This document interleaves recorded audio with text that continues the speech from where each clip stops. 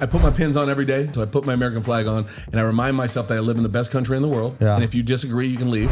I put the 100% pin on because I tell myself every day I put this pin on, I'm going to give 100% to myself, the company I work for and I represent, the employees, and the customer. Otherwise, I might as well take it off and go back to bed. Do the entire thing. 95% of our competitors don't. Everybody wants to get that paycheck. They don't want to do the work. Correct. If you're not going 100%, just switch it the fuck up and go 100%. Watch your life change. Yeah, I mean, everything you do.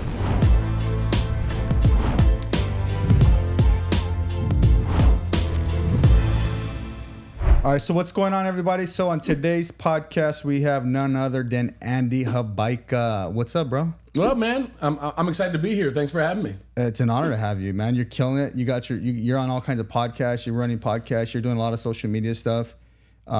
Just trying to create that personal brand, you know? Yeah, totally. I got into podcasts and listening to them every day a couple years ago. And one that I started following early was Dropping Bombs with Bradley. Yep. And he talks about building your personal brand. Yeah. So someone you had on recently, a good friend of mine and mentor of mine, John Story. Okay. And same thing, built his personal brand, and it's a lot of his stuff and well known because he built such an amazing personal brand to where people are like, oh yeah, of course. Like, who doesn't know John?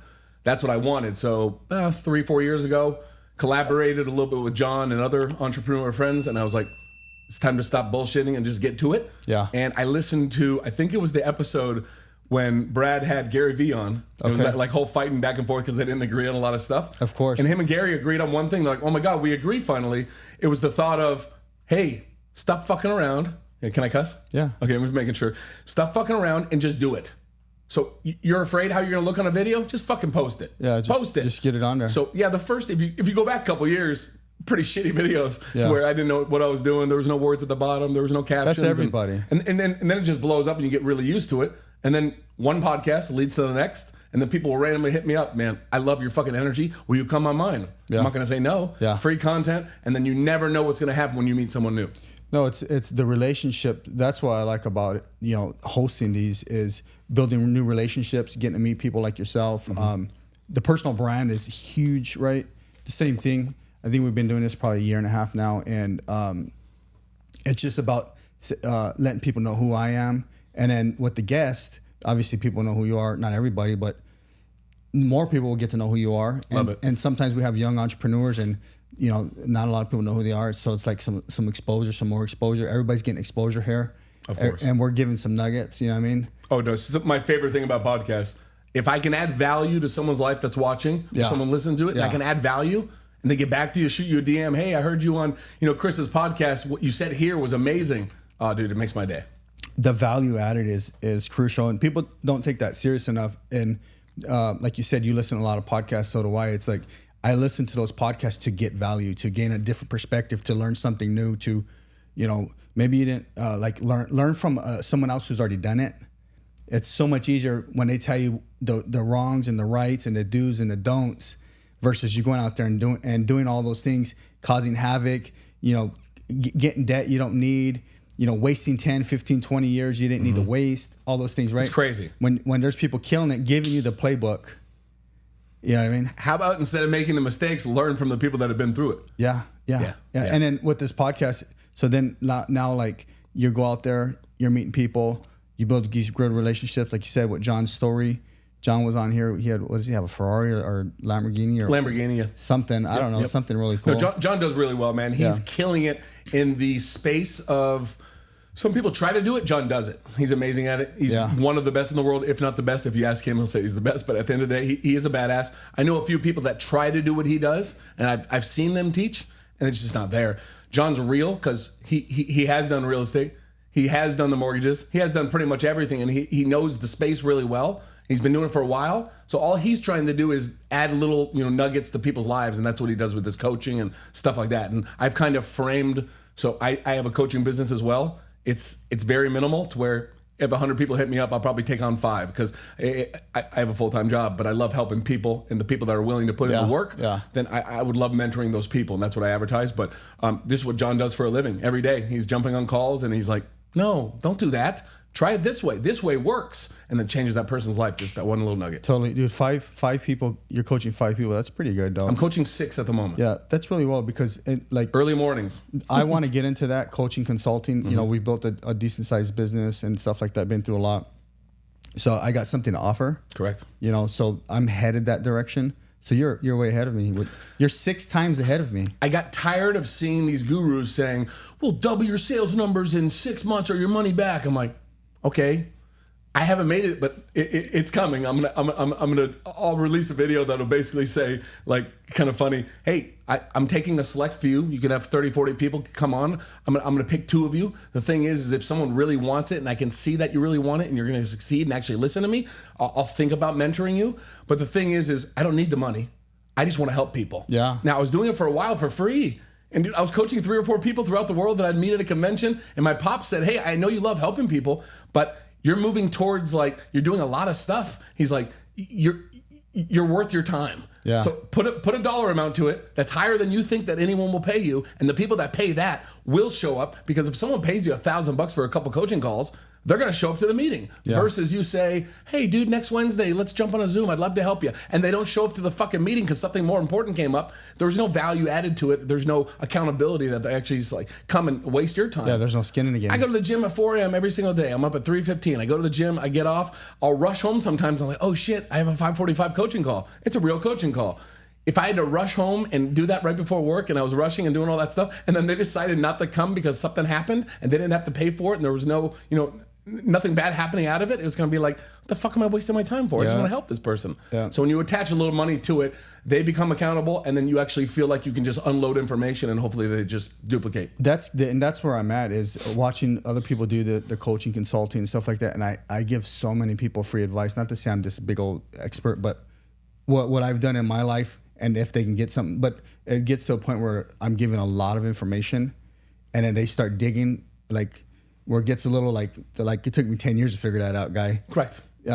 And so that's kind of where I'm at. It's like, okay, I even just told a guy, there's a guy in California, started a construction consulting thing or something. Mm-hmm. And he's calling me. He's charging customers, but calling me for free. So this last text, he's like, what do you do? This, that. I go, dude, I'm going to start charging you. And I just left it alone, because you're charging, and I'm giving you all the information, the nuggets, for free. And he knows. Yeah. I'm like, you can up your charge and pay me. I don't care, right? But can I give you a little insight? Let's do it. If I were you, this is how I would handle it. I'd hit him up and be like, hey, we're boys, right? I've helped you out along the way, and I loved helping you.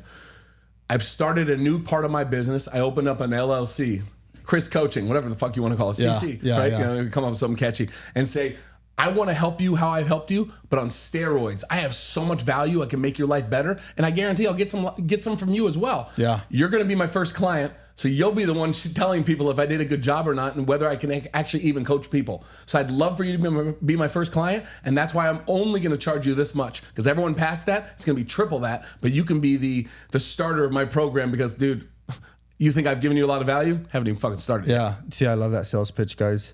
Zion, did you hear that sales pitch? That's killer sales pitch. So Hobaica, we see the vans. Mm-hmm. They're everywhere. You guys are killing the game. What's your relation? What's the backstory? Sure. Yeah. It's a long one, but I'll shorten it up. My grandfather, so my Jeddu, his parents were Lebanese immigrants, right? So they were in Lebanon, and big family. They had a couple kids already.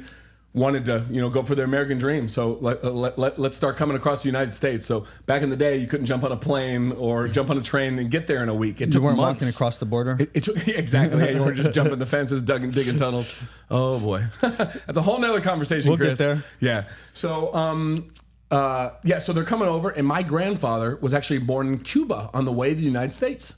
But he's Lebanese. His family's Lebanese. Yeah. He wasn't born in Lebanon, but his parents are. Pit stop was in Cuba. Pit stop because they're held up, and the boat was broken down or whatever, and shipping over. So they finally made it to the United States, and they were actually meeting with a doctor, because my great grandfather, my great Jeddu, it's grandpa in Lebanese. Yeah. That's my last name. Hobaica is Lebanese. Said, hey, I would recommend a dry climate because you have a cough. So it's like I would pick, Arizona, New Mexico, something dry. And they're like, okay, Arizona sounds good. They're nice and hot. It won't get too cold. So they moved to Arizona. My grandfather grew up in South Phoenix, and he, works in and out jobs. He liked working with his hands, working for some handymen here and there. He went to St. Mary's grade school and high school. In his junior year of high school, got drafted into World War II. So off into World War II. While he was in World War II, his dad died. So when he got out of the war, he survived. He was on, remember Saving Private Ryan scene on the beach when they're rushing the beach of the Germans? Yeah. He was Battle of the Bulge. So he was in the Battle of the Bulge. Wow. He lost all of his friends in a matter of like 20 seconds. He told me and my brother's stories. Like, it's just crazy. Seen Talking so about much. American Yeah. hero, man. Yeah. So he got his citizenship in the Army, right? So, served. And then when World War II ended, he got out. It was like last one of his unit that was actually alive. He's told us a lot of those stories. He passed away now, but about 6-7 years ago. I love my grandfather. I miss him so much. But back on the story, he comes home and he went and took his GI Bill and said, hey, they're offering me free schooling. I'm going to go to Phoenix College and see what they're offering. I want to be an electrician. So he talked to his counselor and said, hey, I want to get into electrical school. Well, the counselor looked back at him and said, Paul, our electrical school is full. I'm sorry. You're going to have to wait a couple months. He goes, oh, man, this sucks. What am I going to do? He goes, whoop, we have a new and upcoming class called refrigeration. Freezers, reach-ins, coolers. I think you'd be doing good with that, and you'll learn a little bit of electrical and a little bit how to run a business. I think it'd be good for you. She said, fuck it. No, let's try it out. So he tried it out, did it, worked for some in-and-out companies, and then started Hobaica's Refrigeration in his garage in 1952. So 72 years ago. Nice. My grandma was his receptionist, and as the joke goes, they had a bunch of kids to build a workforce. How many kids? So my dad has 7 siblings. Nice. Big family. Big family. So his decision to take his life to the next level with the trade. I love that. 72 years ago, bro. 72 years ago, and it's still pumping. That's what a trade does. Like, I didn't go to school. I graduated from 8th grade. The last grade I actually learned was 7th grade. I didn't do any work in 8th grade. I think the last thing I comprehended was 7th grade. Yeah, Chris. right. And so the trades, like getting into a trade, is what's really like. It kept me alive. It kept me going. It's got me to where I'm at. Learning a trade. So people still frown on trades. It's like, nah. Before you move on, I'll advertise this. Anyone that's watching, live in Arizona, maybe you have a son or a nephew or a friend of yours, anywhere between the ages of 18 and I say early 20s. I like getting them young so they don't have all the bad habits. Like, if someone worked for a competitor for 10 or 15 years, I might hire them, but at the end of the day, I don't love those people because they have a lot of bad habits from the other companies and they're not going to do it our way. So if you're between the ages of 18 and I'd say 22, 23, and you don't know what you want to do with your life, you didn't want to go in the military, you didn't want to go to college, and you're kind of stuck at that job, it's like, I'm going to be doing this the rest of my life. The third Thursday of every month at 6:30 p.m., we have a hiring event at my office. Nice. If you're picked, which we pick a couple a month, we have a couple in schooling right now, you get pulled out of that class and you make a commitment with Hobaica, we send you to our own school that we shared with a couple different companies and we pay the teachers, and then you get paid minimum wage to sit in class twice a week and then 3 days in the field. Class, field for about 3 months. You graduate debt-free with a job. Yeah, totally. Love it. Most of my guys make between 60 and 120 grand a year as a service technician. Tell me you're not going to have a good life starting out at that at 22 years old. Yeah. So, crazy. And then what is that, since we're on that topic, what does that look like? Like, so when you say service technician, is that, because sometimes people think of, well, I don't want to go work in the heat and I don't want to crawl in the attics and I don't want to do this. Can you enlighten? It comes to the territory. Yeah, right. But enlighten us. Like, what else comes with it though? Like, they're not always that way. Sometimes you're in full air conditioned spaces. A lot of the time, especially for your first couple years, you're just a service technician. Yeah. So everything's working when you get to the house. You're just doing the maintenance on it. They're on a tune-up. They're a maintenance customer. You're going out there and making sure everything's going to work for the summer or for the winter.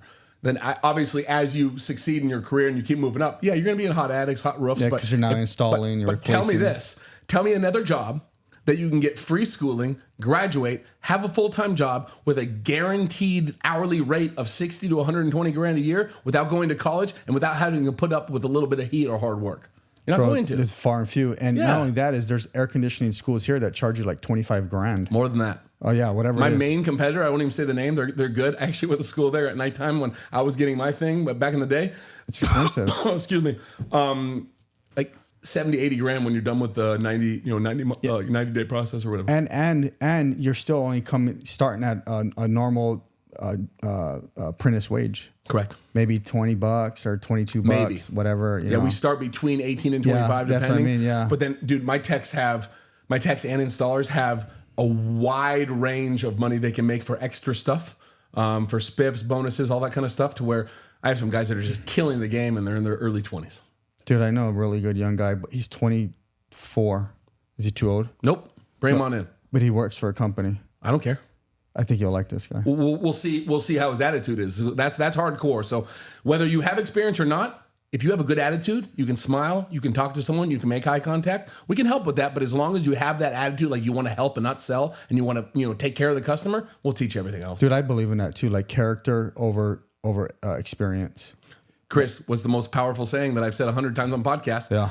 Customers will soon forget about the service you provided for them or what you did for them or what they paid for, but they'll long remember how you made them feel. Yeah, you have to make people feel good. Your character gets you all the way across. Like you can be, you know how many times like, so we've been in business 15 years. I've been in the industry like 26, 27 years, whatever. And I've been a boss since year 2. And I have hired and fired hundreds of people. And I've hired really good guys. And I'm good. I like to think I'm probably the best guy. To tap myself on the back. You have to be the best guy. Yeah, I have to be. Yeah. In my mind, I am. So no matter what. But I've hired some really, really, really good guys, and their attitude sucked. Fire them quick. Because they're bad. They're bad apples. They're negative. They're freaking like cancer. You can teach anyone to be a badass, right? You can't teach someone to be a good person. That's right. Because some people are just natural jerks. And what are they going to do to your whole team? They're going to bring everyone down. Yeah, especially the last thing you want. Negativity. Oh my God, thank you. Negativity. So that was the changing factor in my life. What's that? 7-8 years ago, meeting my wife, and at the same time went to a seminar. Gary Vee was there, Tony Robbins was there, all these people. It was in Phoenix a while back, a long time ago. Like I got free tickets. Or something like that? Something. But they literally talked about, if there's one thing you change in your life, one thing, go home tonight, look at the people you're hanging out with every single day, whether it's at work, going to the bar, or whatever it is, the activities you're doing and who you're hanging out with. If that person's not succeeding in their life, bettering themselves or bettering your life as well, like all of it, drop them. Yeah. They will come back to you in 6 to 8 months because it's happened to me many times. Andy, I haven't seen you, man. It's been years. Well, you have one of two choices. One, you can lie to them.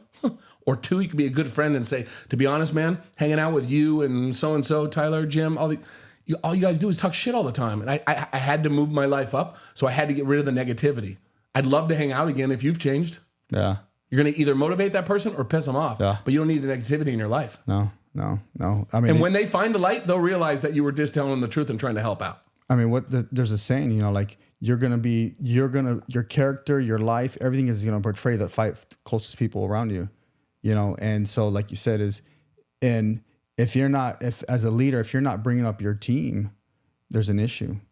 You should be able to see your team members buy new houses, new cars, get married, all these different upgrades in their life. We celebrated at meetings. Yeah. So me, GM, a bunch of other guys at our company, our GM managers, will bring people in front of the room and be like, guys, we have something to celebrate. Sam bought his first fucking house. It's like, yeah, everyone claps. It's like, how does it feel? It feels great, man. Like my mortgage is crazy, but you know what? With this opportunity, I can pay for it. It's just good stuff. It just had a baby, just had this. Like we have a lot of celebrations in our company because even though there's only a couple of Hobaicas left, it's just one big family.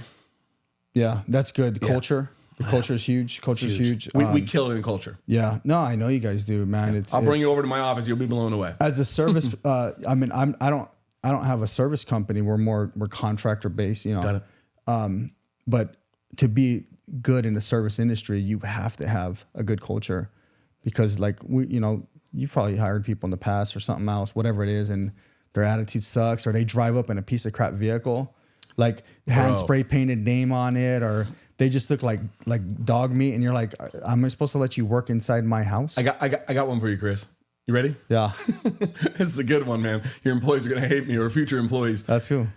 If someone's coming for a job interview, or you're about to hire someone, bring them inside. Have them fill out paperwork all by themselves in a quiet room. Go outside, see what they're driving, see how they take care of their shit. Their car. Yeah, open the door and see what falls out. I'm not joking with you. Look inside. See if they're taking care of their own shit. Yeah. I'm not going to give them a service van full of $100,000 worth of equipment in it if they can't even take care of their own car. It's true. People don't think about that. Yeah, there's a saying, how you do anything is how you do everything. 100%. Yeah, so we try to teach our team here is like, I want you to do good at home. I want you to be your best at home. Whether you're married or not married, be your best at home. If you can be your best at home, you will be your best at work. 100%. Right? I tell these guys, clean up your cars. Go wash them. Like, buy new pants for work. Well, it's just work. I'm going to get dirty. Who cares? Look good. Look good. Feel good. You know what I mean? You don't have to walk around with your head down. Freaking feel good about yourself. Takes a couple more bucks to look good. Whatever. Do what you got to do. It's the same feeling, and I've gotten a lot of heat about this. TikTok post went viral, and people are hating on me, saying that I hate fat people or people that don't take care of themselves. I'm like, no, guys, but it's the same thing as how you dress. I'm not saying that like being overweight's the worst thing in the world, which I think it is, but meaning like it's not the end of the world. But dude, I've seen multimillionaire and billionaires on podcasts that are super successful, and they're like 300 pounds overweight. I'm like, dude, you know how much more badass you would be if you had the energy that I had every day? Yeah, they can only go 6 hours. But what I see is a rich person that's good with business, but you have no dedication and you have no persistence to be able to, go to the gym 3 days a week. How hard is that? Do you want to live to be able to spend your billions of dollars, or do you want to have a heart attack at 50? Yep, and leave it to some it's crazy whack chick. Yeah. It's crazy. That's used you anyways. That's something I've learned recently is like my health, really been working on it a lot. You can make as much money as you want, Chris. You're going to be around to be able to actually enjoy it. Well, that's, and my dad's been dead 5 years now, God rest his soul. But he used to tell me that, like, cause I'm a hard worker, and he'd be like, Chris, but I was unhealthy and stuff. He's like, you can make all the money you want. And he was successful too. And he'd be like, but if you're dead, he goes, you can either spend the money now or spend the money later. You can spend the money to get a good, healthy lifestyle, or you can spend the money on doctors and lawyers and all this other stuff. Everything. You choose. Yep. So just recently I've started making these choices of, I'm going to spend the money now. I'm going to start doing the things now. Now, to it better doesn't my say life. Go waste money, right? You still want to save money for your future. It's an investment in yourself. It's all about investing in yourself. 100%. Yeah. So I hired a trainer. Beautiful. He trains me 3 days a week. So we recently, it's been a year or something, we built a house, and I put a gym in the house, stuff like that. But, and then more so this year, I've really focused on it, lost around just over 30 pounds probably. Beautiful. Good for you, brother. And I still got like probably 15, to hit that. Yeah. I hit my first goal of 200 pounds, and now I want to get to 185. And beautiful. Then, obviously I'm getting stronger again. I was telling someone, they're like, well, how you feeling? I go, well, and I'm not a big person, but I was like, I haven't felt this strong in like at least 15 years, and that's I'm not even there, so I'm like, man, and my mind, like seriously, for people who aren't working out, and some people who are, they're still kind of dumb, but my mind is firing faster than ever. And I'm not even where I want to be. Like, I'm just like, pow, pow, pow. I can stay here. Like, I'll come in, and I'm just a little psychopath, but I'll come in here and I'll stay till like 8 at night. I could be here 12, 13 hours just here, and not even know it's 8 at night. And everyone's gone. The doors are locked, and I'm just like nothing. You know what I mean? True entrepreneur, bro. It's insane. Well, yeah. But I'm getting, my body feels so good. I can't even, like, before I would be like, it's like 12 o'clock. I'm like falling asleep. Whoa. Like I have to walk around and like try to slap myself and wake myself up, drink a Red Bull. Correct. And now it's like pop, pop, pop, pop, pop. It's crazy. It's insane. And I haven't felt it. Like I said, I haven't felt this way in years. So health is 100%. It's key. It's key.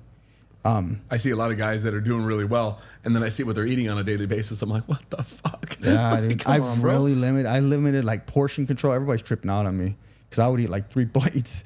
I would eat everything, 3 donuts. Everybody brings snacks here, Of course. And the worst days are meeting days when I go into the kitchen and I see all this shit on the counter, and I'm like, ah. So I remember what my coach told me. What good is going to come out of that? What good? Like, explain it to yourself. The bite, the chewing of deliciousness, and swallowing. After you swallow the fucking donut, what benefit do you get out of it? Like, you still taste it? No, you need another bite. No, you need another bite. You get a sugar rush. You get a headache. It's a quick dopamine rush. That's all it is. Yeah. It's insane. You'll get hungry later. That's the whole point. So, have you heard the secret behind Olive Garden? Why they give you breadsticks? No. They give you breadsticks so when the carbs break down in your body, it opens up your stomach for dessert. Oh yeah, it makes you more hungry. That's good. Give me that. I don't even know what they have. I haven't eaten Olive Garden in like 20 years. Yeah, I don't. I just don't eat like that anymore. But meaning that's why they give you bread. That's why Texas Roadhouse gives you the rolls. Same thing. Yeah. Oh, yeah. Because it ain't to fill you up. Because they want you to keep ordering. Correct. Everybody thinks it's to fill you up. That's your grandma giving you bread. Yep. True. She can't afford it. Yeah. We went the other day and had Chinese food, and I like Chinese food, but this place kind of sucked. And but dude, it zonked me. And I'm like, oh my God. And I portion controlled everything. And I was like so tired and stuff. I'm like, man, what they put in this stuff, you know? Yeah, lots of carbs. So yeah, like during the day especially, it's something quick, man. I don't eat big lunches. Like we'll have a rep take us out. If there's like steak on the menu, I'll get like steak and vegetable or something like simple. That. I won't eat potatoes. I won't eat rice. I won't eat carbs midday because you know as well as I do. In air conditioning, my busy time is 12 and on. So my wife knows I won't get home till 7, 8 o'clock sometimes because in our busy season, everyone's units break down between 11 a.m. all the way to like 5 p.m. and that's when we're slammed. Yeah. I don't want to be fucking tired at that time. Yeah. Yeah. Yeah, you're all sluggish. Oh no, screw that. I cannot perform at my best if I'm sluggish. That's true. It's kind of like when you're abused narcotics or alcohol or something like that. It's You're not performing at your best. Correct. People will ask me, these young guys, like, why don't you drink, Chris? I'm like, I want to be at my optimal state of mind. Correct. I want to be able to fire in all cylinders. If I'm freaking half drunk all the time or half stoned, Zion, like you cannot process fast. True. Yep. You got to be able to process things really, really fast. Or at least try to. Some people are faster than others, but if you're, clear-headed, like you're gonna make a clear-headed decision, clear-minded decision. Correct. You're not influenced by something else. I'm not saying I never drink because every now and then I do, but very rarely. Yeah, but you're not having a drink every day, 2 drinks, a 6-pack, or whatever. I drink one night a month, if that. Yeah. I don't drink during the week. Yeah. It'll fuck me up the next day. So I have a very particular schedule. You ever read the book The Miracle Morning? No, but I heard Change your life. Yeah. Okay. So quick little sneak peek. I've said it a couple times on podcasts. You ever have a hard time waking up, like hitting the snooze button? Right? Everyone does. Of course. I don't. And you're not going to anymore because you're going to start something new, Chris. Okay. So it's going to change your fucking life. And anyone that hasn't done it, fucking do it. Just life changing, guys. You don't even need to get the book. Right now. I'm going to give you the fucking tips right now. You We're don't even dropping need to buy real the book. bombs. Here it is. So at 3:15 every single day. So 3:15 a.m. So I try to tell people like you're bullshit. I didn't plan this. Look, it's right there. 3:10, 3:15. Yeah, that's your There alarms. it is. That's my alarm. So 3:15, 3:10. I get my 6 hours. It goes off. Now this is the most important part.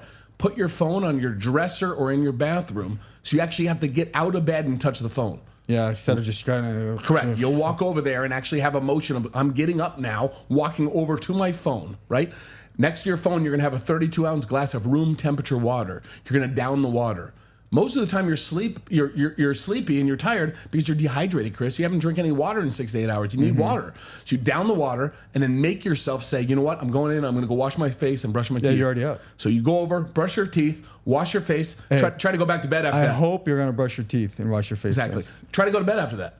You're up. It's not going to happen. Go back to bed. You already sit there and splashed stare your at the face fucking with ceiling. water, and you're up. Yeah. Your body's already pumping. Your blood's pumping. You got that water in you, like you said. I walk out of my room. And then you also know the phone's not there to hit snooze. It's true. Walk out of my room, do a little pre-workout, some carb powder, some caffeine, play fetch with my dogs, and then I go into my office and I write down my daily goals, quarterly goals, and yearly goals. Okay. Go to the gym. I meet a buddy there, 3 to 5 days a week, and then the other days I go by myself, depending on what location of EOS I go to, or Lifetime, right? And come over and write my goals down, and then I'll go to the gym at 4, come home 5:30, 6 o'clock, and then I write down what I'm thankful for that day. So what I'm going to focus on and why I'm actually doing what I'm doing, and your why. Remind yourself every fucking morning and write it down, and you'll look at it and be like, this is why I'm doing what I'm doing, and then get your day started. What's your why? My family. Yeah. So generational wealth. Generational wealth, man. I have 2 kids, and you have kids? I do. 4. So it's just I have 4 at home. It opens up, man. Like you have kids, and you watch them grow up. It's like, man, now I understand what my parents were fucking saying. Wait till you have children. Like, game changer. Mm-hmm. Yeah, because now you got someone to think about. You want the best for them. You don't know if they're going to do their best, but you want the best. And correct. They're going to make stupid mistakes, especially mine are older now. Yeah. They're my oldest is Christopher's 22. Does he need a job? Maybe I'll kick him out of here. I'm not joking around. He's downstairs. No, he's downstairs. Talk about an opportunity. Yeah. But yeah, totally. So, I got those same shoes, dude. You like? So yeah, I love those. I have these shoes in 7 colors for one reason. They're the most comfortable shoes. The Cloud Tech or whatever. They're amazing. I love them. Yeah, they're amazing. Yeah, I like to work out on them. These are the Adidas Ultra Boost. Ultra Boost. Oh yeah, I say Cloud They're Tech. Phenomenal. Bro. Is it Cloud Tech? It's Ultra Boost technology, whatever it is. I think Cloud is Nike. But I have those. I have those exact ones. Yeah, they're so comfortable.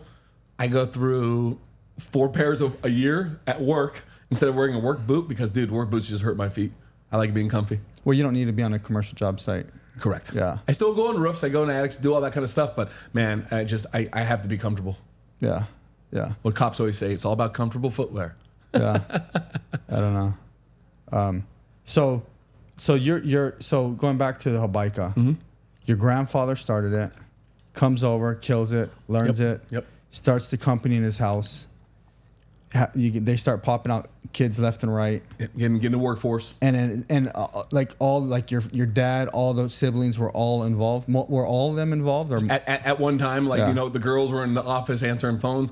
All the boys learned how to work on units, install units, everything, just like I did. Yeah. Right? Then they start getting married and kind of doing other things or something. My dad bought it from my grandfather in the '80s. Started blowing it up, and then I'm 36, almost 37. I was born in 1987. When I was about 10, 11, 12 years old, came to work. My motivation for work was to get things I wanted because my dad wasn't going to buy them anymore for me. Yeah, you got to go earn it.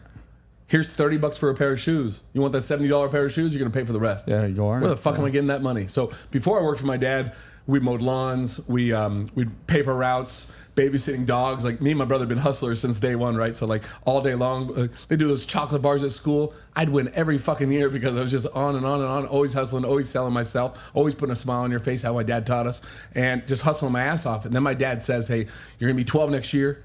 I'll allow you to come to work if you want to. I'll start you off at $10 an hour at 12 years old. Yeah. Minimum wage was $3.15, and you had to be 16, right? So started going to work with him every summer. Nice. Learning how to install, and then I graduated high school. Didn't want to go to college. Went to trade school, got my certifications, and then been working full time for my dad ever since. And it's kind of funny, dad-son relationship. Yes, I've been fired 3 times. Yes, I came back every time.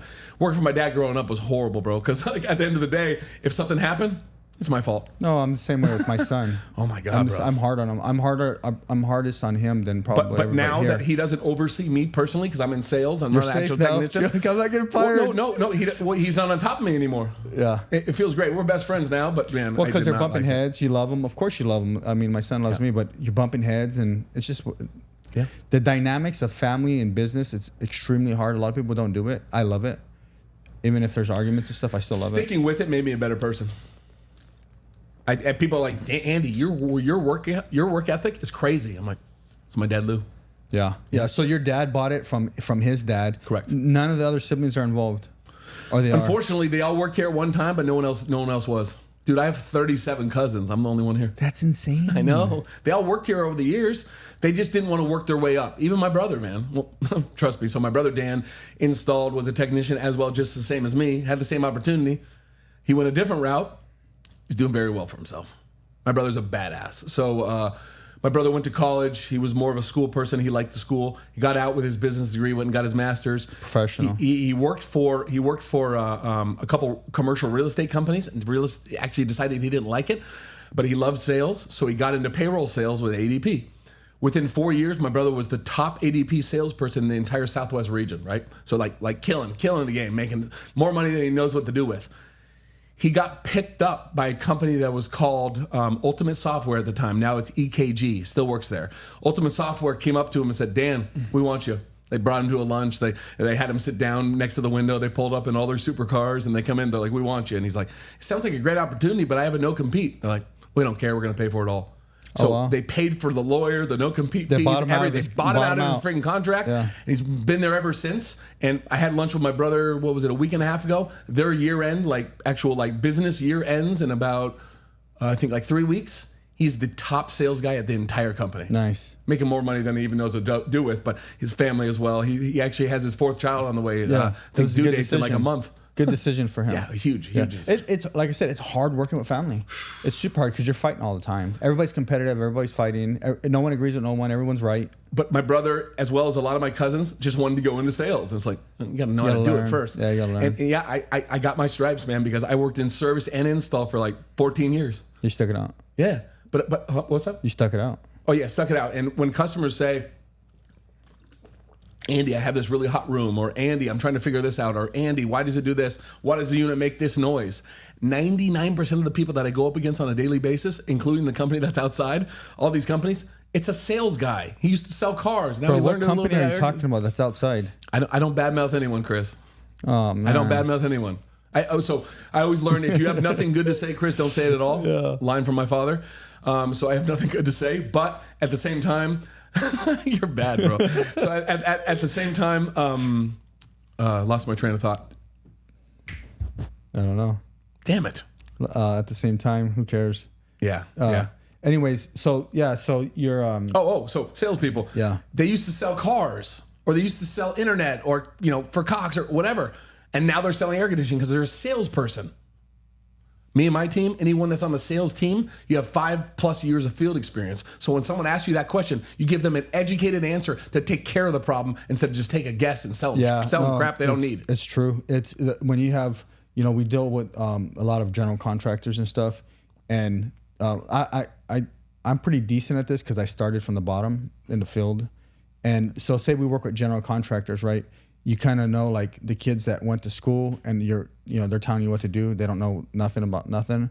And then you got the guys that like worked their way up and now they're the boss and they're really sharp because they seen it, they did it, they held it, they touched it, they moved it, whatever it was.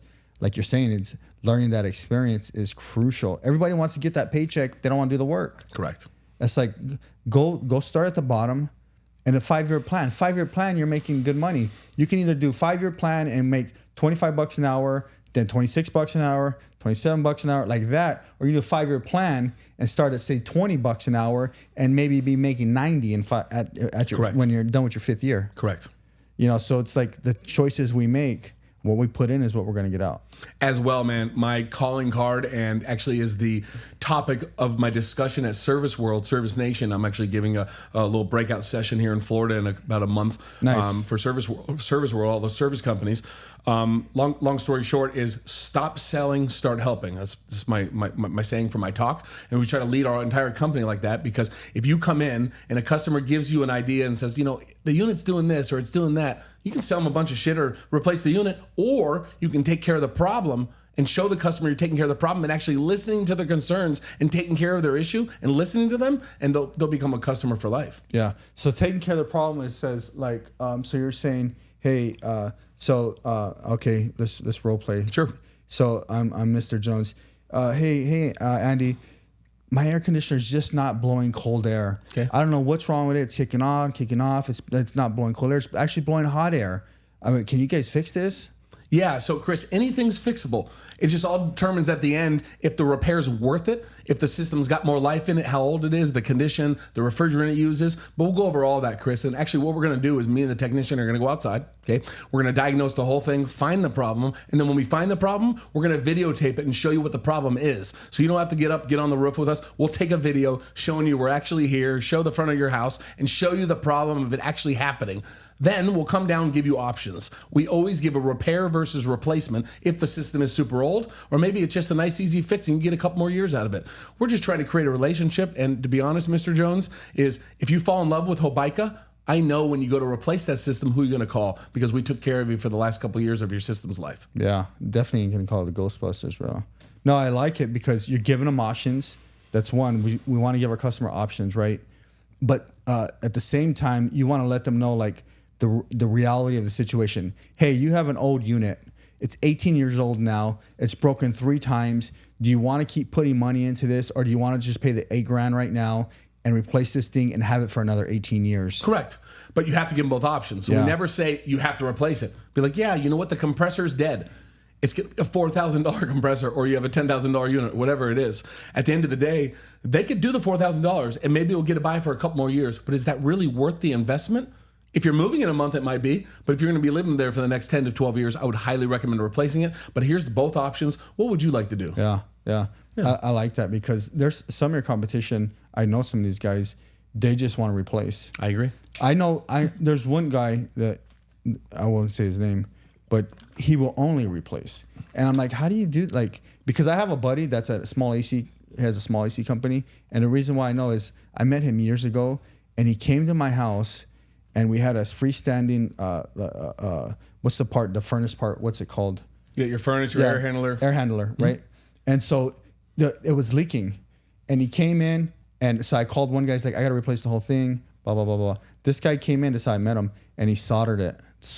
He's like, hey, it'll last probably a year, 2 years, but call me back. Correct. And so It got me to where I needed to get it. Then I called them back. We replaced it new, everything, all that stuff. Correct. But that's what you're saying is like, here's what your options are. So we'll give the customer the options, even the ones that pick the repair. What we do at Hobaica is we give a no regret repair warranty for 1 year. You can make a repair up to $1,000. So it's just like $3,000. I can't give you all that money back, but up to $1,000 within a year. If something else happens and you're like, man, I really should have replaced it, then we'll give you that money back towards the system. On a replacement. Correct. I like that. So like, hey, I know it's only $600, but your unit's almost 20 years old. I wouldn't recommend putting $600 into it. It's only $600, but at the end of the day, is it going to last? Is it going to have more problems? Yes, it's about to have more issues. Yeah. So we'll make the $600 repair, and in 5, 6, 7 months, they have a bigger issue happen, and we actually have to replace it now because we can't get that part, or it uses R22 refrigerant, which they don't make anymore, or whatever it is. We'll take that $600 and give them off of the new system. Yeah, yeah. So no money was wasted. Your obviously your strength is sales. What side of town do you live on? I live in Peoria. Where did you grow up in that side? What side of town did you grow up in? I grew up at 35th and Northern, and then 67th and Cactus. Okay, yeah. That's where my parents live now. I'm out North Phoenix, Northwest Phoenix. But so how did you learn the sales techniques and the sales pitches? Is that something you picked up naturally, just kind of seeing, hearing, learning? So my dad, right? Yeah. I went to a lot of classes, read a lot of books, did a lot of audios, did a lot of courses online, YouTube, learned a lot myself. But as well, my dad would always indulge me in like train boot camp or, Lennox sales course or whatever they have for like your dealers to start off. And then I got a lot of coaching myself when I actually got into sales. But even as a technician, I broke a record in 2011. So I had been a technician full time for like 6, 7 years. And I broke a record at my dad's company. I was the first technician in history to hit over $1 million in revenue as a technician. Not a salesperson, a technician in repairs. You're upselling. Correct. Yeah. But giving options. You're giving options. Hey, this 18-year-old system has a bad compressor. You can replace the compressor, but I would strongly recommend getting a quote from one of our comfort advisors so you could have a repair versus replace. So then someone like me would go out. You're outselling the comfort advisor. Correct. I like that. At the time. Yeah. But now I'm setting new records. Yeah. What do you actually do right now? I'll do 7 this year. Yeah. But so are you still a technician? You're an advisor? Are you kind of everything? I'm a comfort advisor. Yeah. Okay. So you're going to go out and you're going to sell. Well, either it's a tech lead to where the technician found a problem and then said, before you move forward, I would recommend at least getting a price on a unit so you can decide on what's a better option and get educated. Myself or one of my other 3 guys will come out and offer that option. Yeah. So Hobaica's huge. What kind of revenue are you guys doing, if you don't mind me asking?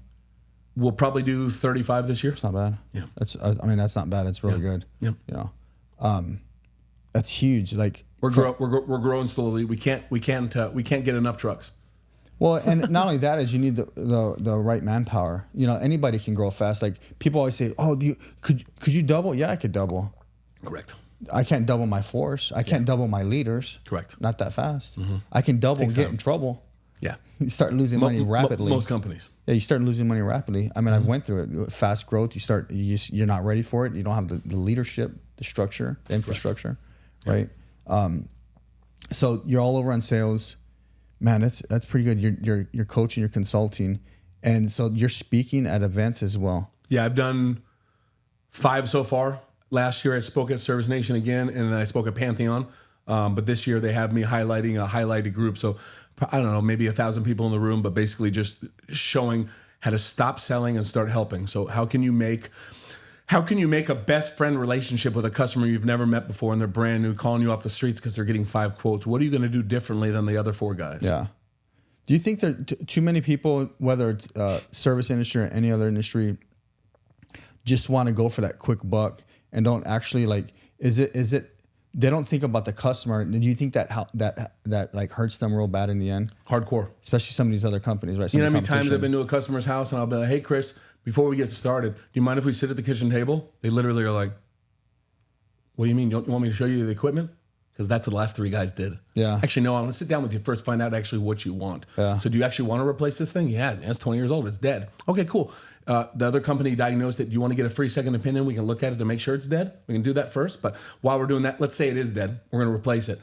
We can replace the box. Anyone can do that. I have thousands of competitors in Arizona that can replace a box. But the difference with Hobaica, why we've been in business since 1952, 72 years, no complaints anywhere, 5-star rating with 5,000 reviews on Google, really happy people. So the only way you can do that is taking care of the customer. So instead of replacing just the box, is there any problem areas in your house that you'd like me to take care of? Any hot rooms, uneven areas? Maybe an area that doesn't cool as well. Is there anything like I can take a look at? Is it super noisy? What are we trying to accomplish here? Oh yeah, let me show you this thing. It's been bothering me for 7 years. And then when I'm done looking at the unit, I'm like, okay, Chris, before I leave, I got to look in the attic, and then we can talk. Why do you need to go up there? I don't even have to ask. Like the other 3 people didn't go up there. I already fucking know they didn't go up there. Yeah, because they wouldn't be asking you. It's hot as shit up there, but you have to go up there. So a couple different things. You can buy this new efficient air conditioner for $15,000 that's going to cut your electricity bill in half. But not if your fucking ductwork's blowing to the attic. It's leaking. No one found it because no one went up there. Yeah. Not if you have 3 inches of insulation, Chris. Like, come on. This is plain and simple. Do the entire thing. 95% of our competitors don't. Yeah. It's all about creating a friendship. If someone came over to my house and sold me a $15,000 air conditioner and I didn't do it for a living, and then found out that my bill actually never went down because I have 2 inches of insulation and all my ductwork's torn in the attic, and no one found that because no one had the fucking guts to go up there, that's not us. It's all about the experience. Yeah. Yeah, no, totally. So like the system that you guys have in place is what separates you guys. Correct. Yeah. And that's the problem with a lot of people is they don't create systems. Correct. And I think it's that it goes back to that quick buck is everybody just wants to get in, get out. But it's like, yeah, you got the money now, but what's the reputation later when they're complaining about you to all their neighbors? Yeah, he charged me so much. He didn't even give me an option. He just wanted to do this and that. They're telling everybody. Nobody's hiring you. Mm-hmm. Like you said, you're making them feel good. So now they're with the neighbor, watering their grass, and they're like, man, Andy came over and he went through the whole house and he did this. He air balanced the whole house. My room was hot at first, and now he changed. He just opened the vent, and it's like too cold now. They're gonna call you back for a blanket. It also helps in the sales process. So twist it around, company wise, I want my guys to close jobs. Yeah, it helps you close it at the end, because if I'm at the end, Chris, and I present an option for $21,000 and everyone else is at $9,000. Andy, why are you so expensive? I get to go over. It's like, well, Chris, we got the box here, right? Before discount, and we give you that discount. I'm pretty close to them, but you wanted to make your daughter's room colder. You wanted that special filter to get rid of the dust, right? You wanted that UV to kill for your daughter's allergies. You wanted this, and this. We went over the whole thing, and I showed you videos. It sounds like I didn't go over this thoroughly. Let's go over it again, and I'll go over the videos that I took for you in the attic and outside and at the electrical panel, because I want to make sure that you actually want these things. You told me the filtration in the house was like a 9 out of 10, right? If it's not a 9 out of 10, I'll remove it from the invoice. No, I got to have that. Okay, cool. We'll leave it alone. You go down the line item and actually understand why they're paying so much more money and the value you added, and you're actually trying to help them with problems, not just sell them another fucking box like most companies. Yeah. I like the way you say a box. That's all they're doing, bro. Yeah. They're literally going to fucking train, buying an air conditioner, and swapping it out. And hopefully, so this is the best part, hopefully they're in business in 5 years. Most of them aren't. Because the warranty, there's no warranty at that point. My favorite line I'll tell a customer is, you're telling me you want to buy an air conditioner from a company that hasn't even been around long enough to actually correct your 10-year warranty you're going to get with the new unit. Yeah. 5-year marker for air conditioning companies is the toughest one. It's hard. It's really hard. It's really hard. Really hard. They say when you get past 10 years, you usually can make it like forever. That's correct. That's so true. That's so true. Because at the end of the day, they have air conditioners nowadays that will cut your electricity bill in half. I own them at my house. They're amazing. 2-stage? A variable stage. Variable stage, yeah. So like good, better, best. That's the train with the top little air conditioner on top or something like that, right? Or how does it work? You have 3 types of systems. Yeah. Single stage, what most people have at home, or if you buy a new home, and that system goes on, goes off, goes on, goes off, like every street light to street light to street light with a car getting caught at every red light. Very inefficient, very bad gas mileage, but very bad for your electricity bill as well. Mm-hmm. About 15 years ago, they came out with 2-stage, and let's say it's a 5-ton unit, 2,300 square foot home. 5-ton will turn on at 5 tons of cooling, and then ramp down to about 3 tons of cooling and cool the house at a lower lower tonnage. Cool longer and stay on longer, but actually cooling you better, so less off time and lower electricity bill because it's actually using less energy. Mm-hmm. Then, about 8-9 years ago, they came out with inverter variable speed air conditioning. Okay? Those are those tall boys, huh? Yeah, they're really tall. Yeah, right. Because you have that fan motor up there. Literally will go from 0 to 5 tons of cooling in 150 different stages. Very, very efficient. In the middle of the summer, it doesn't turn off. It runs all day long. But and people say, low. "Oh my God, well, that's a lot of wear and tear on my unit, and it's running all day. It's going to cost so much." Actually, no. It hovers around 2 or 3 tons, and then as the afternoon comes up, it's here. But when you're sleeping, it's working at one of the 5. You're saving money, as well as what has. Let me ask you a question, Chris. You know cars? Yeah. If you're buying a car off Craigslist, and there's 2 people selling the exact same car, one has, they both have 130,000 miles on it. It's a Toyota Camry, so it's not that much, but it's 130,000 miles.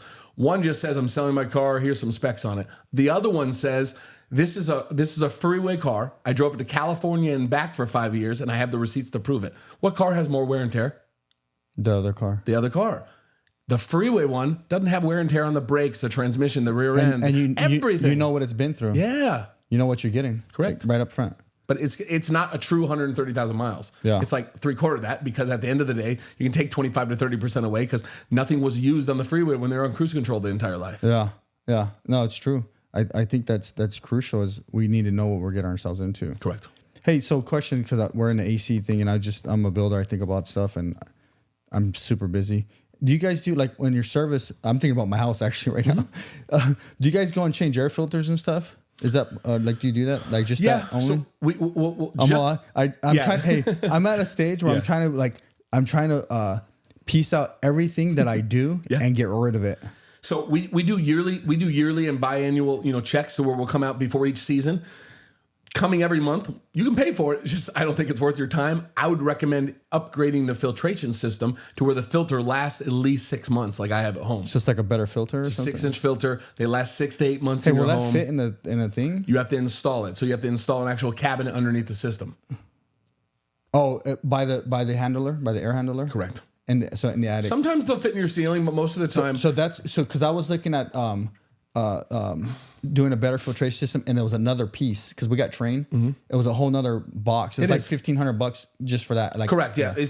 I think our package is about $1,000, but at the end of the day, it comes with one free filter, and then you buy those filters on Amazon or whatever. You have them in your garage. We come twice a year to do a maintenance to make sure it's ready for the next season and change the filter that you have in the garage because it lasted 6 months. Yeah. That's what I would recommend because I hate changing my own filter. So that's what I do. Yeah. And one of mine is like 12 feet high. I'm like, man, I had to go take a big old ladder.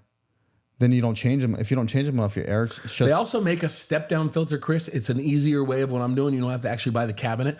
If you open up your grill at home and it actually has a deep pocket to it, so like it goes in a little bit, like 6-7 inches, there's a filter you can buy that actually goes inside of that, and it will last up to 6 months. It's called a step-down filter. Maybe we'll get that. I'll hook you up. Yeah, we'll look at it. So I see. I'm looking at your shirt. You have 100%. Then you have the American flag. Yes, sir. So 100% American. Is that what that means? No, but yeah, it could, right? So I put my pins on every day. I look at myself in the mirror. I put my American flag on because your heart's on your left side, right? So I put my American flag on, and I remind myself that I live in the best country in the world. Yeah. And if you disagree, you can leave, right? Totally. But at the end of the day, we do live in the best country in the world, and our freedom, and remember of what my grandfather fought for and what we're actually here for in American pride. So I put my American flag on. It's what I believe in, and I love my country. I put the 100% pin on because I tell myself every day I put this pin on, I'm going to give 100% to myself, the company I work for and I represent, the employees, and the customer. Otherwise, I might as well take it off and go back to bed because you're either going 100% or not, because there's no half-assing it in this. I love that. Did you guys hear that? 100% or not. You're all in or you're all out. And you know what, Chris? There's no halfers. This one is my actual one. I'll have to get another one. But this one I'm gifting to you for having me on the podcast. I love it. I love it. Yeah, I seen it. I was like, what is that? There it is. 100%. That one came off my shirt, so take care of that one. Yeah, I know. I like this. I'm gonna put this in my cabinet. Beautiful. I have a so in our closet we kind of got it built out and stuff. So there's some like glass cabinets and stuff. Nice. And I have like the stuff people give me. So that's where that's going. Beautiful. It'll go next to my Trump stuff. If you're not willing to go 100%, you might as well go back to bed because at the end of the day, if you're not giving 100% to yourself, you're robbing yourself of your time and actually to make more money, right? You're not giving 100% to your employees. What the hell do you have employees there for if you're not going to try your best, right? Or do your best. You're not going to give 100% to your customers. You might as well give it, business to someone else. So if you're not going 100%, just switch it the fuck up and go 100%. Watch your life change. Yeah, I mean everything that you do. People want more and they want a better tomorrow, but they're not willing to do their best today. Correct. So the 100% is totally correct. It's there's no other way about it. Do your best. Pick up, like I tell people, like you walk past a piece of paper, pick it up. I mean, if it has like poop on it or something, don't touch it. But if it's just a piece of paper, especially if it's in your workplace or at your school or something, like your workplace, you know what, dude, it pisses me off. And I feel like I'm gonna tell everyone downstairs if they watch this. I'll come in and we have like 3 or 4 stairs, and there'll be like a piece of paper right there. And I'm like, 10 people just walked past this. And no one picked up the damn thing. And I'm so, because I'll pick up the things, whatever, wind flies. And I'm like, come on, guys. You know what you should do? put it on blast, set up a sting operation, put some trash on the floor, and get on camera and see who walks by it played in your company meeting. I know. Look how good this guy is. I like that idea. Yeah. I got cameras, so I can I'll just record them. Yeah. You passed it. You passed it. You passed it. You really love the company. I'm just kidding. Hey, so the American flag. Yeah. You said America. You love your country. I do. You're Lebanon. Marcus Lemonis is from Lebanon, huh? You a big fan of him? I'm a fan. Not a huge fan, but I just only been following him for a couple of years. Yeah, the shows and all that stuff. He's killing it. Yeah, he's killing it. But so America first. What do you think about what's going on like right now with like the world of America? I follow a lot of it. I hate politics, man. Like, I don't think you hate it. I think you follow it, and you know what? You're like, it just pisses you off what's happening. Chris, I have no fucking filter, as you saw. I don't care. If people want to know who I'm voting for, you know who the fuck I am. Come and hang out for a minute. They know I wouldn't vote for Harris if you paid me. So at the end of the day, they're starting to use flags now. The Democrats are starting to have flags. They didn't have flags for 4 years, but now all of a sudden they have flags. It's crazy. Yeah, it's crazy. Well, you can watch the debate. It's like a game show. To be honest, what Trump needs is a babysitter to tell him what not to say and what to say, because he says a lot of shit that pisses people off, and that's why they're voting for the other side, not knowing they're voting for a fucking dictator. So it's just that's why I hate politics, is because nothing positive comes out of it. Mm-hmm. It's crazy. Yeah.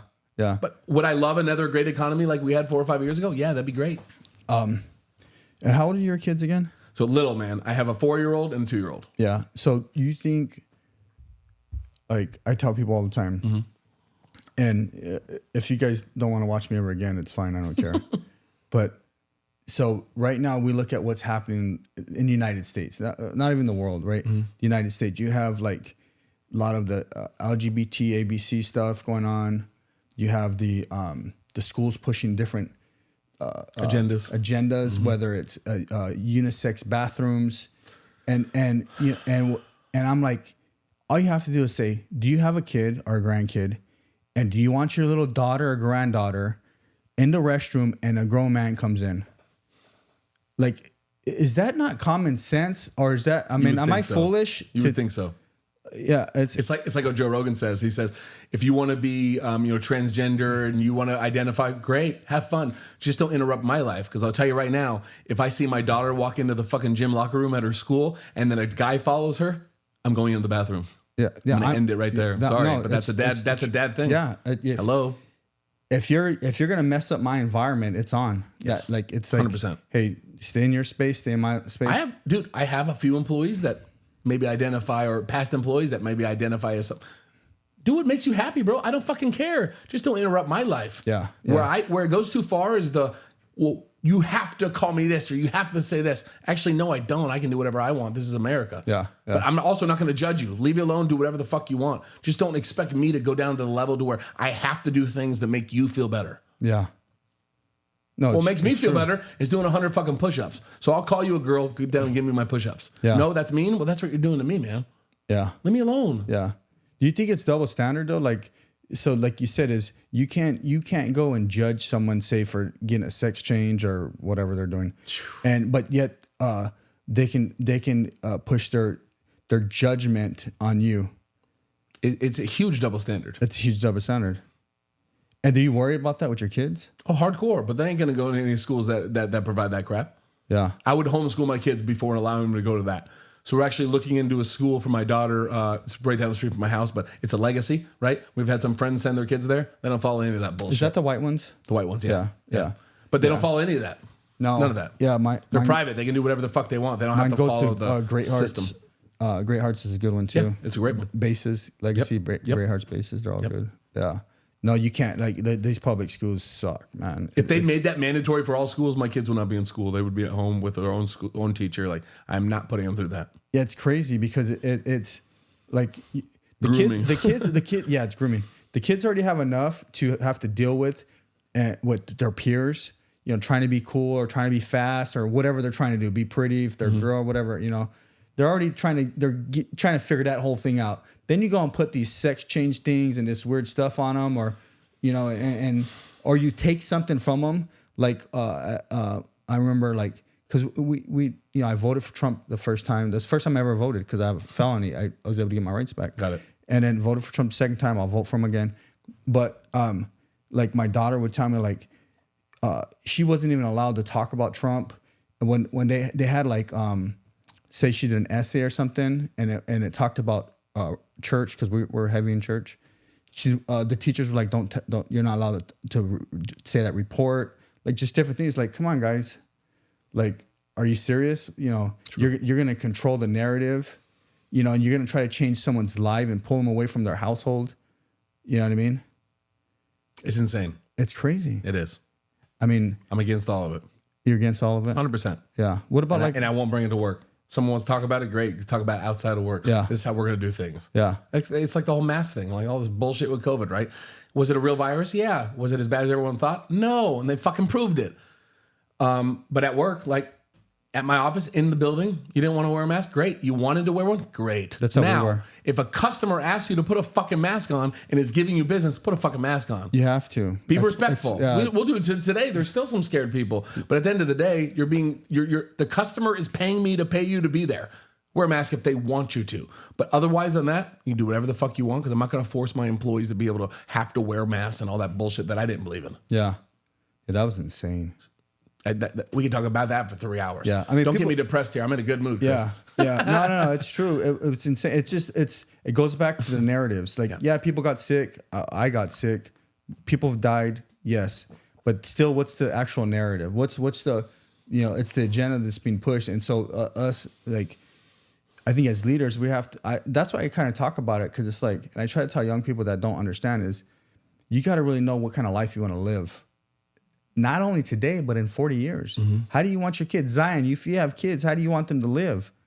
Do you want your daughter at 8 years old to be able to tell the school board that her dad won't let her get a sex change? So then they pull her from your household and you have no more parental rights, and your daughter gets a sex change and you're screwed. Definitely. Just don't even sound right. That's what Harris's VP wants to do. That's why I'm saying this. Whatever the fuck that guy's name is. Wacko. Yeah, he's a wacko, yeah. So it's like, come on, guys, like, we have to think about the future, you know, and take religion out of it. Like, yes, I you know, my wife runs our church. We're heavy in church. We go to church. Me too. Yeah, but like, you can. I'll join you sometime. Yeah, totally. And it's just common damn sense. It's like, come on, guys, let's live our best life. What does living our best life mean? Who we are. It's being who we are. You know, how you were born, being the best you can be. It's about telling your kids who they are. You're a beautiful young woman. You're a handsome young man. You know, here's a freaking He-Man toy. That's what I had when I was little. Mm-hmm. You know, I know. I love He-Man. Here's a Barbie toy for the girl. Like, you don't freaking switch that stuff. You know what I mean? Well, Chris, it all goes back to how I think about it, and it's real, and you'll agree. You're too fucking young to know what the fuck's good for you, bro. Were you making good decisions at 16? I was stupid, no, you had bro. no idea what was going on. It took me till I was 25. Dude, I started late. I thought I was a badass and I was right at age 18, 19. Yeah. I had no idea what was going on. Because at 25, I still thought what was going on. By the time I reached about 30, I look back, I'm like, what the fuck was I doing? Yeah, totally. What a moron. Totally. Yeah. So to be honest, man, the people I was hanging out with and the things I was doing, I probably should be dead or in jail, but I got lucky. So why not, you know, show it for the rest of them that I got lucky, and then now I can, you know, help out as many people as we want. And then before we end, we'll talk about my nonprofit. I like it. We will. We'll totally talk about it. So what do you think about, we're in politics now, bro. Yeah. I'm sorry. What do you think about like the wars and stuff? So I believe we need a presence, but I don't believe we need to be killing people. We need a presence. So, you know, I'm all about America first, bro. Like, why the fuck aren't we taking care of our own country, and we're already, you know, getting in other people's shit, like the whole billions of dollars being sent to Ukraine and stuff. I'm not saying insane. Like we just let them die, but as well, dude, we're gonna start a World War III. We're so close. Talk to anyone that actually knows what they're talking about. We're close, bro. We're the closest we've ever been. Everybody hates us. Are you kidding? They're getting rid of our money. When you got a bunch of countries getting rid of how they use our money and plotting and scheming, it's insanity. Yeah, it's. Well, what's crazy is like what the Ukraine thing is. They're giving money. The only like people are getting mega rich off this thing. Mega rich. You know, besides Zelensky and his team, you know, all the people. You got freaking. Dude, like, I don't even want to say the names. Weapon manufacturers. That's what I was going to say. I'm doing a job for a big one right now. They're freaking making so much money. I know. And they love it. I know. They love it. But meanwhile, us normal people, like we have to suffer because, like you said, we're not taking care of our own backyard. It's insanity. We give food to homeless people. We try to do all kinds of different things. I donate all my clothes. We donate a lot of money. You're gonna like what we talk about next. And it's like, let's take care of our backyard, and let's teach people to give back. Let's we shouldn't have to be like so worried about what's happening, like you said, that we forget about what's actually happening here. And that's what's happened. We have all these freaking military dudes, like they're homeless, bro. Like I think like a real high population of the homeless are veterans. A lot of them, but they need mental help as well. It's why they're homeless. Yeah, but everyone's thought is like, go get a fucking job. It's like, dude, you have no idea what they're going through. I've ran into a lot of them. Yeah. It's a mental thing. They got PTSD. There's something going on, right? But we don't help them. Our government don't help them. They just let them go. They could totally build these facilities. As much money they're giving. How much have they given? 180 billion or 800 billion? I don't even know. It's a lot. They're not even saying the real numbers. They were talking about it on Rogan. They were saying how they could have ended homelessness times 5. Yeah, it's like you could build big shelters, have full-time security guards, all because you're work. There will be crazy stuff happening, but you can have all this stuff and take care of a lot of people. I know. And so it's guys like you or myself and other people that have to create nonprofits, have to do food giveaways, clothing giveaways, all this stuff because the government don't do it. That's what's sad. It's very sad. So let's talk about your nonprofit. So one bag at a time. Okay. So on Facebook, it's one bag at a time. Instagram, one bag at a time, AZ. And once a month, we go downtown and feed. We go downtown and feed and help out the homeless. Usually on 12th Avenue in Jefferson, right by the Zone, right? Yeah. And to be honest, we're there for about an hour and a half, and we'll go through 1,000 homeless people. And they start off getting a bottle of water, Gatorade, whatever they have, whatever we have that day, sodas sometimes, whatever people bring. Some people make sandwiches, but then they get a lot of non-perishable food items like a bag of chips, the big bags at Costco, bag of chips. Some granola bars, maybe some cookies, Rice Krispie treats, something that's going to stay good in a backpack for a while, right? So they can stuff it in there and have it. And then they go down the line. We have baby wipes, shampoo, conditioner, all the little travel size ones. And they go down the line, and then you have shoes and socks. And then we also partner with a program called Dog Days Out, Arizona. And they partner with us, and anyone that's homeless that has a dog, they'll put little shoe covers on the dogs and little vests and leashes and collars. It's fun. It's a lot of fun, but really we call the events Creating Smiles, and we do at least 12 a year, sometimes closer to 20. Our next event is on the 29th of this month on a Sunday. And we meet down there 8, 9 o'clock, and we just go hard, man. So if you follow us on Instagram or Facebook, we post our events there. We do at least one a month. And man, I want to talk to you right now. I've told people before on podcasts, if you want to sell more and you want to be a better person and you want your customers to see that, start a fucking nonprofit. Yeah. Dude, it'll blow up and you'll be like, holy shit, man, I miss helping. I want to do more. I want to do even more. So I've been doing it for about 9 to 10 years. And just about 2 months ago, one bag at a time, finally, 9-year waiting, man, we finally became a QCO. So qualifying charitable organization, so people can now give me their tax money, instead of giving it to the federal government. Yeah. So it's so amazing. So we're about to blow up. We've given a lot of food. Yeah. We were a 501c3 for about 8 years, but to be a QCO, you have to be a qualified 501c3 for 5 to 8 years, and you have to keep track of everything on paper, the people you helped, what you bought, what was doing, where it was at. It was pretty good, and I have to thank for that is my best friend and also financial advisor, Ted Young, and he actually brought it in. He's the reason I became a 501c3. He's the reason I pushed myself so much and actually became a QCO. But it's people like that you need in your life to push you to be a better person, to have the same sight as you do, to help as many people as you can. Yeah. Because if I leave here, Chris, I tell this to everyone, if I leave here right now, hey, Chris, good meeting you. Great podcast. That was dope, man. It's good. And then you release it.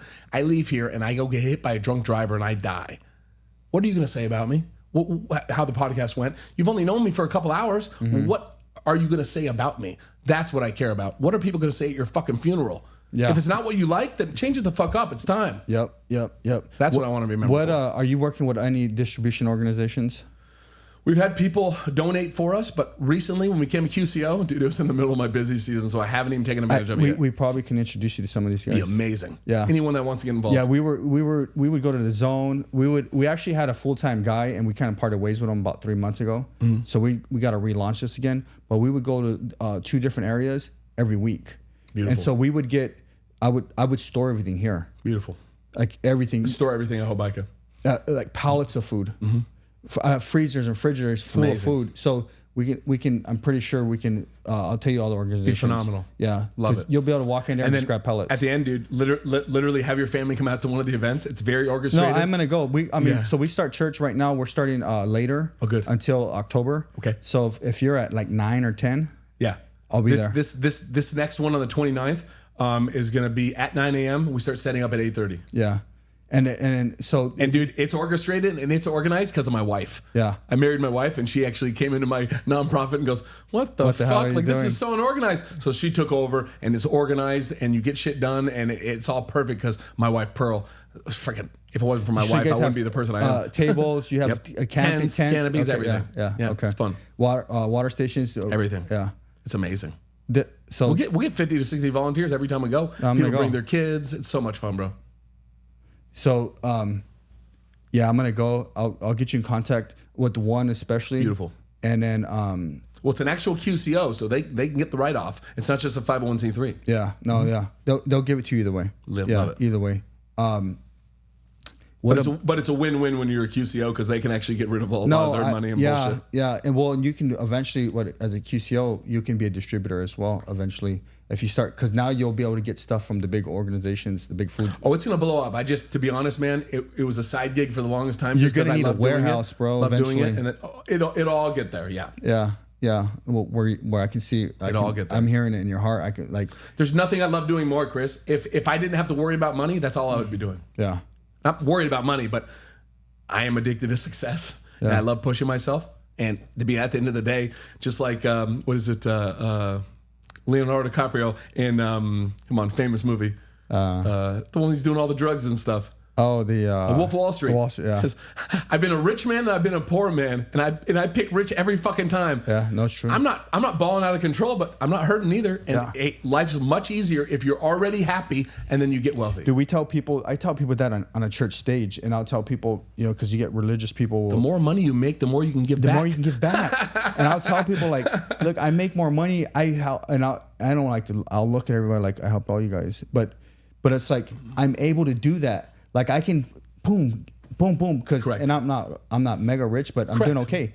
But because I choose to live a better lifestyle, to work my butt off, I'm able to help people. I'm able to say, hey, Andy, here's $500. Hey, here, guy, here's $100. Hey, here's a free lunch for you. Hey, let me buy you groceries for your thing. Let me pay for your rent. Like, you're fortunate to be able to make those choices because you hustled your ass off and actually created some wealth. Well, not only that is I also believe in sowing and reaping.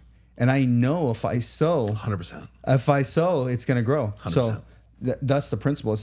When you don't have enough and you create the mindset of lack, and you only want, you don't understand that if you give, you receive. My wife said the other day, and she said this a lot of times, is think about this: is if your hand's closed, if you're closed-fisted, Andy, you can never receive anything from anyone.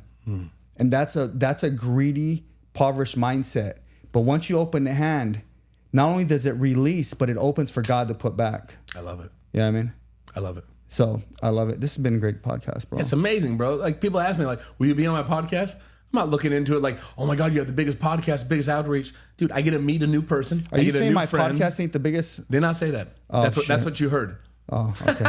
We're getting there. No, we're getting there. I just love talking to people. Yeah. And if it's a good person and I feel a good vibe with them, dude, you're just coming and creating another relationship. I got a new friend. Yeah, totally. We're gonna improve each other's lives, bro. I already know that. If you give me the information, I'm gonna go to your thing. Wonderful. Yeah. Love it. So where can we find you? Where can the audience find you? So real quick, One Bag at a Time on Facebook, One Bag at a Time AZ on Instagram for One Bag at a Time. And then guys, everywhere, I don't care if it's Instagram, YouTube, a little bit of TikTok, Facebook, Andy Hobaica. Hobaica, and we'll tell everyone, whether you're a customer or whether a friend of mine, you'll always like a Hobaica. So it's one of my dad's taglines. You'll like a Hobaica, so you can pronounce it. He's the future. So and then for the nonprofit, you're taking cash donations as well. Yeah, they can actually go to onebagatatime.org and PayPal link right there. PayPal link. But now it's tax deductible. So the QCO, don't quote me on this. I think it's $497 this year for single.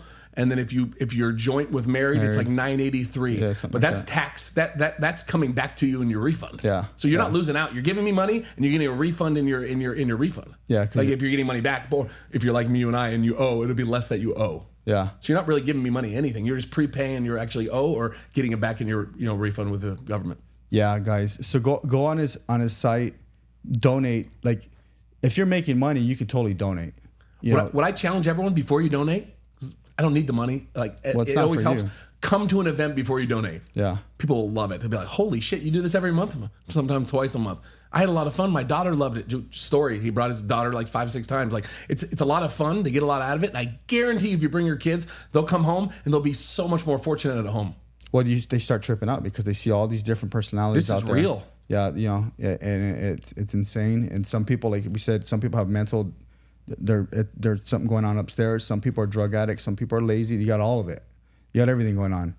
And my buddy brought his 16-year-old son out there, and he's like, "Hey, you're not at the end of the road. You're 16. You're just making some bad choices. Look around today. This could be your future." Mm-hmm. These guys in line, they're tripping out, all coked out, cracked out, whatever. And it's like, that guy just went through the line. You want that to be your future? Mm-hmm. Maybe listen to something I have to say, man. I've done it. Mm-hmm. I want the best for you. You don't want to be here. We'll see some people go through line in their 20s and they're all, methed out. It's like, man, where did that person go wrong? It's like what Rogan always says. I love this saying. That person used to be a baby. Yeah. Between the baby and now, something happened. Something happened. Chemical imbalance, bro. Yeah. It got him. So thank you for coming on. I wish you nothing but the best. You too, brother. I believe this is the start of a long relationship. I love it. Everybody out there watching this, don't forget to like, subscribe to all of our stuff. Follow this guy, follow me, and be blessed. Later, everybody. Boom.